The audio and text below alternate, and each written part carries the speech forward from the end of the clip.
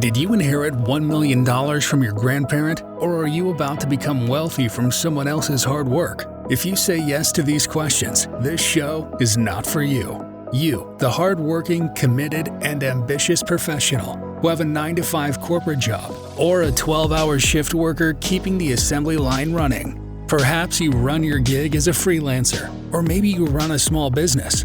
You are in the right place. Welcome to the Career Evangelist Podcast, where you get your weekly tips, ideas, strategies, and inspiration to find purpose in what you do so you can build a career you are passionate about and live a fulfilled life. Here is your host, Bola. Hello, everyone, and welcome to the Career Evangelist Podcast. I'm excited to welcome someone who has mastered the art of career reinvention, and she has created a roadmap for professionals who want more freedom, flexibility, and control in their work life. I'm talking about my guest, Amy. Amy left a traditional corporate career more than 15 years ago and built a thriving multi-six-figure consulting business.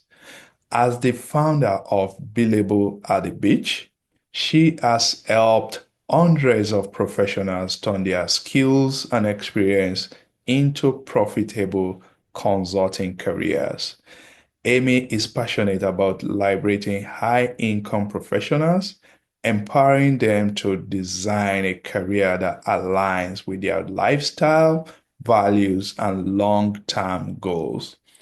If you have ever wondered whether consulting could be your next big move, or if you've been looking for a roadmap to pivot your career without starting from zero, Amy is here with practical strategies, real life insight, and the encouragement that you need to take that leap.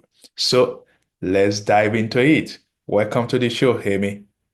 Thanks for having me today, Bola. I really look forward to speaking to your audience today. Awesome. We are excited. We are happy to have you join us today, Amy. So, I'm going to start by asking you, why did you leave your corporate life and transition into consulting? Why did you make that move? So I actually didn't set out to do it on purpose, and I find that a lot of people make career transitions because of external factors. Not that many of us sit in a job that we love and we're well paid and we think, "Oh, hey, this is great, but let's do something different." If you do, I applaud you because that shows a great deal of courage and just interest in doing unknown things and new things. But for me, I was at a startup and it was fantastic. We grew like crazy. We shot up like a rocket. And Bola, when that bubble burst, we crashed and burned really, really fast. So it actually only lasted 18 months. I feel like I got 5 years of experience, but it was great fun. It was a roller coaster, and boy, we crashed when it was crash time. So I wasn't intending to be an independent consultant. I was going about, at that point, I was at the executive level. I was vice president of operations and engineering at that company. So I was going about finding my next executive role. I was at a point in my career where the team that I was going to work with was perhaps as important as the company or product. You get to a point where you really want to work with great people who share your sense of ethics and integrity. So I was really taking my time. Consulting project fell into my lap, 20 hours a week for 3 months, and I thought this is perfect. It covers the bills, it gives me a little bit more time to look carefully because when that startup crashed and burned, I actually laid myself off and there was no money for severance packages, right? Sadly, nobody got any, money like some of us do when we get laid off from bigger companies. But I thought this is great. It will give me a little time. It covers the bills. Well, I got 6 weeks into that and I thought, cancel the job search. This is the life. I'm now a consultant. And Wow. I've never looked back. Oh, However, I have made every mistake that you could possibly make along the way. Some of them more than once. Okay, no, that's interesting. And I like the way you open to sharing your journey. So how does consulting, how does it different from corporate work in terms of maybe lifestyle or mindset? What can you tell us? So everybody has a little different view or flavor of consulting. So let me start there by saying what I mean by consulting. I want you to be a superhero with a superpower making super pay. Uh, So I'm not talking fractional. Fractional to me, it works for some people, that's fine. That's more like a part-time job. I'm talking superhero, superpower, super pay. So, but I'm also talking about taking all the skills and experience that you have from your corporate or professional career, because some people are professionals, but not necessarily thinking corporate. So it can be either of those things. But people who have a substantial amount of experience and or education or some combination of those things, taking those same skills and abilities and selling them on your own. So you get to go into a corporation and be the expert. So some of the things that people think about with consulting is they think, well, it's sort of a cop out, or surely to have all that freedom and flexibility, you must make less money than you made in your corporate career. So I'm here to tell all of you right now that you don't have to sacrifice your career trajectory. It's still an upward path or pay. I have more impact on my client companies as a consultant than I did as an employee. Have you ever, any of you ever been in the position where you're sitting there presenting to your management or the executive team or the board or whatever it might be, whatever stage you are in your career, and you're thinking, if they would just listen to me, if they would just listen to me. When you're a superhero, superpower, super pay, you go in there and they listen to you. I remember telling my dad in the early days, my dad was he's gone now, but he was my best business mentor. And I said, Dad, I have to be really careful about what I tell them because now they do it. So it's very satisfying to have that impact. And I make more money than I did as a corporate executive, not less. Now, I was not a corporate executive at Meta. Okay. I was not making, I don't know, what are those $20 million a year or something like that. But I was handsomely paid, no, right? good. And so those are the things that I like to talk about. Then in terms of lifestyle, I get to make the choices. I choose the what, when, where. Now, I still have to have services. I still have to offer something that somebody wants to pay for. I still have to get results. Still have to satisfy my clients, but I can choose who I work with. I can choose what the projects are. I can choose when I work. When I first started, I have always done all of my work remotely. That's very common now, but when I got started 15 years ago, it wasn't common. Um, So the freedom and flexibility, whatever it means to you. I have two kids, they're 12 and 22. So my daughter has actually started her professional career now, but I still have a little guy. And he happens to be dyslexic. And that means he goes to a school that's 30 minutes away. So I spend 2 hours a day driving. But I have the flexibility to do that because I can have my work around what works for me, what works for my family. Not everybody has a family, but let's say you've always wanted to train for a marathon or take a fishing trip with your sons or play golf 3 times a week. So, billable at the beach is an aspirational idea, whatever that beach is to you. The idea is that you get to decide. this is awesome, Amy. I like what you said, superhero, superpower, and super play. I want that for my Yeah. to go into consulting. Are there some I'll call it qualification or requirements that people need to have before they can start this consulting journey?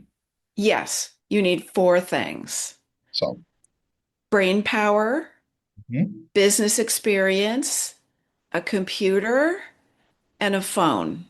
Oh, okay. Those are What are the odds that everyone listening to us today has those things? everyone should have that. Pretty, even my daughter by this time, she didn't have Have business experience, although she used to go with me to all of my speaking events and presentations, and she would pass out handouts and introduce herself. It was pretty fun. But what I really want to say is, what are the qualifications? Those. So I hazard a guess that everyone listening today, although I do in San Diego, we have a lot of colleges and universities. I think because it's such a nice place to live that the kids like to come here. So I really enjoy speaking at universities. Fresh out of university is not a time to be an independent consultant. You might go to work for McKinsey or Booz Allen or somebody like that, but you don't have enough experience yet to be a superhero, superpower, super pay. yeah. So when I first got started, I had done a lot of startup, like big startup companies. Well, they were small when they started, but like venture funded, you know, C corporation type things. I didn't really know what it meant to start my own consulting business. I didn't know, was there this big mountain of stuff that you had to do, or was it just a little hill? And I'm here to tell you right now, it's just a little hill. And my whole focus with my people is land a project, get a check in the bank. You don't need a website, a business name, a logo. You don't need all of that stuff to get started. Do you need it at some point? Absolutely. First, let's generate some revenue. It's not a business unless you have money coming in. So That's I right. want everyone to really focus. Like, I don't know about you, Bola, but I work because I have bills to pay. Same here. If I didn't have bills or, I dream about winning the lottery. And so it's funny because that was always my fantasy. And then many years ago now, I made up my New Year's I believe in attainable New Year's resolutions like flossing your teeth, or I decided that I would always have a lottery ticket, just a dollar or two. But I couldn't, how could I say if I won the lottery, well, at least I play. So I have a little chance. But if I won the lottery, I would be busy, but I would be doing something different. I would love to be a professional philanthropist and just, figure out really great things to do with my money. Right now, I still have bills to pay. Okay. No, I appreciate you for saying what you just said. And specifically, you say you don't need to maybe have a website to start. You said we can get it started and get it going. Then, of course, later you can or make it more formal. So, how do we get it started? To someone out there listening to us right now, what is Yeah. So I've been speaking and helping people get started for years. And I didn't set out to have something like Billable at the beach, but as I went through my days of consulting, I was out in the community a lot. I was interacting with friends and colleagues, and people would start to say, Amy, it seems like this is going great. You have a great lifestyle, you're making money, you love your projects, you love your clients. Like, how do I get in on this? I've been thinking about doing it. Can we get together for lunch or coffee or something? I'm a very operational, diligent, practical person. So I would think, well, okay, what do I love? What do I hate? What do I wish I would have known? What would I do differently? I've made all the mistakes. And so I started to accumulate a body of material. So as I've now started this program, Billable at the Beach, to help people get started, I realized that I had a very simple process for generating business. I call it 3 action steps to generate revenue now. And just a quick note for everybody out there, I have a free email course on my website. If anyone's interested, you can find it and jump in. It doesn't cost a penny, but it's very simple. So, step number one is to define your value proposition. That is a fancy business term of talking about the goods and services that you offer. It's your elevator pitch, it's your pitch, it's what do you want people to buy? How do you help them? What do you offer? As consultants, we offer services, not an actual product that you ship. Number two is make a list of people that you're going to tell. This is people that know you, everyone you've worked with in the past, colleagues, friends, family friends. I have actually made a lot of good business relationships going on school field trips over the years.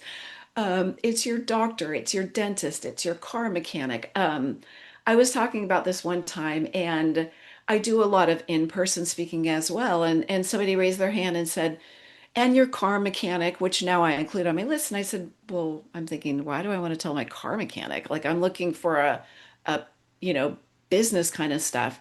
He said, here's the thing, Amy. Um, I drive a Mercedes.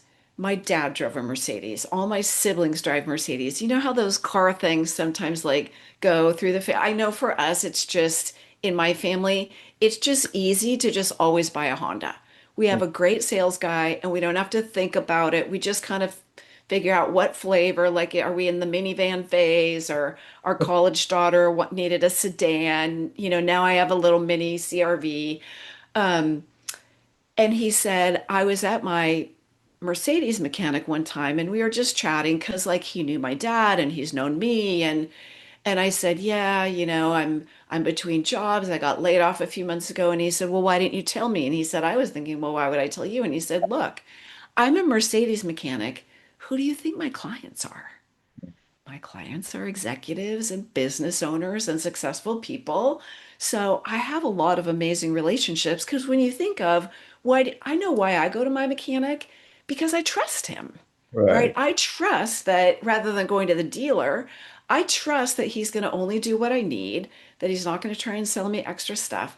So what the reason I like that story is you have many more relationships than you think. And so you make your list of 100 people. I attract a lot of technical people because I have an engineering background. Sometimes they look at me and they think, I don't know 100 people, you know, by definition, it's a stereotype, but it's kind of true. They tend to be a little bit more introverted, and I have my introvert side. But everyone does. If you're thinking, well, how do I find those people that I worked with 15 years ago? You go on LinkedIn.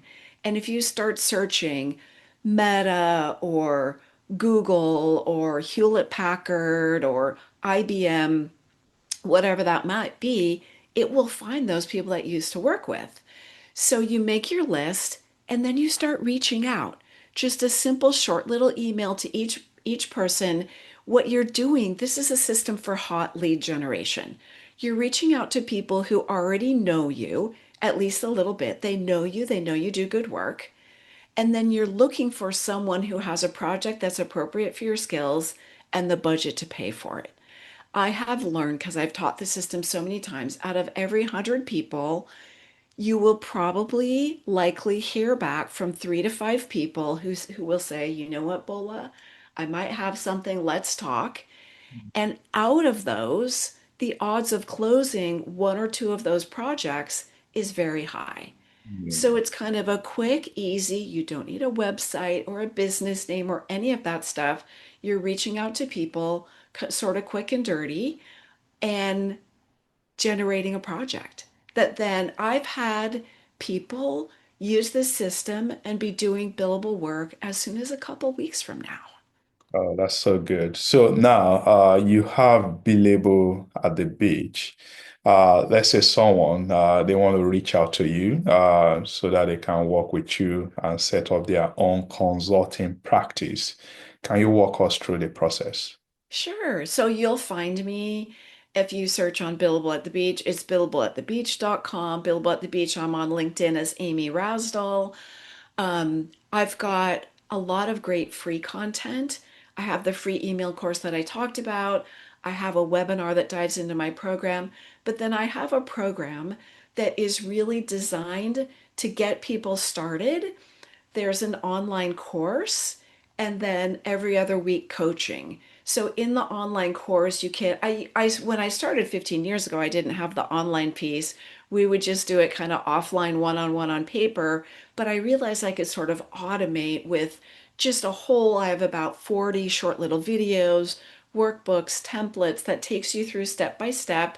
And then we get online live every other week and we talk about what are the blocks that each person is experiencing because everybody's different in where they're struggling, what they're figuring out. It talks about how to do the outreach, how to write your first proposals, how to kick off your first projects. And then, although I'm saying you really don't need to do any infrastructure type stuff to get started, when I was just getting started, I was kind of like, really? Are you sure? So I kind of do go through all of that stuff too. Here's all the things that you will need, but you don't need them right now. So I keep people really focused on land a project, get a check in the bank. I'll tell you that a fair amount of the live coaching is, I sort of call it boot in the backside. So keeping people out there doing the outreach, that's the hard part. All of us have done, whether it's job search or whatever it might be, it takes a lot of energy and courage to do the outreach. But there's really simple ways. You don't have to be a great salesperson. Anyone can learn it. I started as an engineer. I figured out how to do it. And there's one of the things that one of my superpowers in Billable at the Beach is figuring out where each individual is feeling blocked about moving forward and kind of getting them unstuck. So, for example, I say make your list of 100. Now, you're a very outgoing person who likes to talk to people. That's why you have this podcast, because you really like talking to people. Somebody else, so if I say, Bola, make your list of 100, you might be thinking, oh, yeah, I can make a list of 500. Somebody else who's listening might think, 100? There's no way. So when I'm with that person, I say, you know what? Just let's start with one.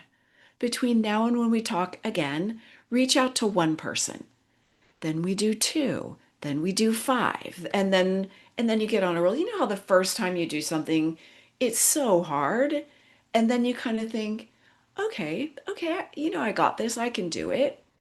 And there's nothing special about me being a consultant, right? You have to have some experience, but there's nothing special about me. Pretty much anyone can do it. It doesn't matter the functional area. I just had somebody reach out yesterday and she said, "Well, I'm not a marketing person. I'm not a chief marketing officer. I don't think I can do consulting." And she just had never heard of anyone who is a consultant who did anything other than marketing. And I said, "Oh, I mean, every accountants, technical, speaking, scientist, it doesn't matter what your functional background is. All of it, companies need all of it. So Mm. it doesn't matter what you do." Oh, that's so good. So, when we started, you said you've made many, many mistakes, and I'm sure you've learned Yes, lessons from there as well. Can you share some of the mistakes you made and the lesson you? absolutely. And so one of the big, some of the big things that are in my program is helping people avoid those mistakes that I made and I see instinctively sort of the proverbial everybody wants to make. First one, not charging enough. Ah. Almost everybody wants to charge less than they're worth. Once in a while, I'll get someone who thinks they're worth, something more than the market will pay, but it's extremely rare. So when I first got started, I wasn't charging what I was worth. So that's the big thing, is to have the courage to charge what you're worth. Never work for free. It doesn't pay the mortgage, it doesn't pay the college tuition. There's no reason to work for free. There are a lot of people who think, well, I'm new at this, I should do some project. No. And guess what? You're not new at this. I'm not telling you to do something new. I'm telling you to do what you've been doing for years, for your selling it yourself and offering it. So the projects that you've been doing inside your profession or your company, you're going to be doing the same things. It's not something that you haven't done. My flavor of consulting is not the time to do something totally different. The how, what, when, the ability to have completely your own choice is different, but not the work content. Never work for free. Never sell all of your hours to one client. If you give any one client 40 hours a week, you very quickly become a de facto employee. Yeah. But you're not getting benefits, you're not getting vacation pay, you're a de facto employee. So they kind of own you without the upside. So I never give any one client more than the equivalent of 10 or 15 hours a week. Now, It can be sold hourly, it can be sold retainer. There's many different ways that you can sell it, but never give all of your hours or all of your capacity to any one client. And it's instinctive. It's a little scary to go out on your own and be an independent consultant. It's instinctive to just want to lock in all of your hours of one client. No discounts, no volume discounts. You are a superhero, superpower, super pay.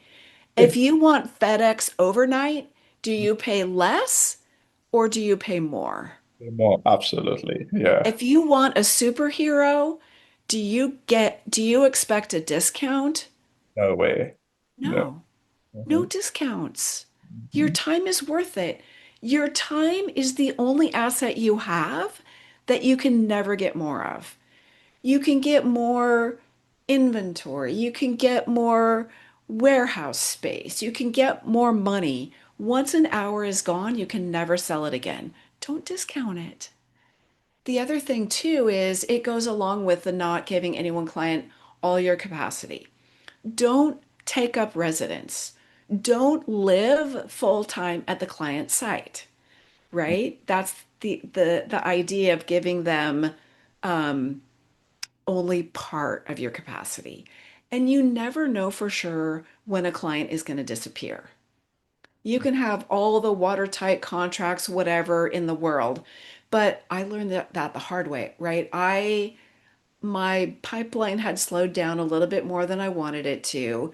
So I sold 30 hours a week to one client, and the project was supposed to go for 9 months. And I thought, shoo, I could stop doing all that networking and selling, and I can just do work and make money, and this is going to be awesome. I got a couple months into it. It was year end. The CEO walked into executive staff on Monday morning at 7:30 a.m. and said, "Guess what? We are not on track to meet our numbers for year end. You guys are not on track to get your bonuses. We need to slash expenses." What are the first three things to go when it comes time to slash expenses? Travel, outside services, and consulting, right? The consultants go. So, the executive that's over my project comes out, it all rolls down here. They said, "Okay, Amy, you're done." Well, this was a big company. I work in medical devices. This is the biggest medical device company in San Diego. So, am I going to sue them? No. No, no, I'm most certainly not. I was able to negotiate an additional 30 days, and then I took my toys and I went home. So that can happen. Mhm. Some of us have been laid off. You don't usually think it's going to be you. It's the same thing. So you don't want all of your eggs in one black basket. It sort of diversifies the risk. So those are a few of the big mistakes that I see sort of everybody wants to make. Thank you, Amy. That was so good. Now, as we are wrapping it, do you have any message that you want to give to my audience so that they can know more about this consulting and especially how they can connect with you so that you can also help them in their own journey? Yes, I really want to say whether it's consulting or whatever it might be, you're all here because Bola is your career evangelist, right? I want to really give all of you the courage. I'm another example. It really is possible to have the life you deserve, the life that you dream of, the career that you deserve and dream of. It takes a little courage. You don't need to make a big leap. You just need to start taking some steps. And I would love to help you. My website is Billable at the Beach. I have free resources. I have a book.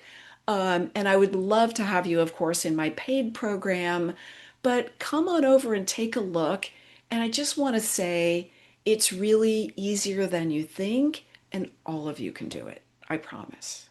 Thank you very much, Amy. This is so good. And I look forward to also connecting with you to learn more about what you do. Thank you very much for sharing your experience and the wisdom that you share with my listeners on this show. We appreciate you, Amy. Thank you so much for having me. I appreciate all of you too.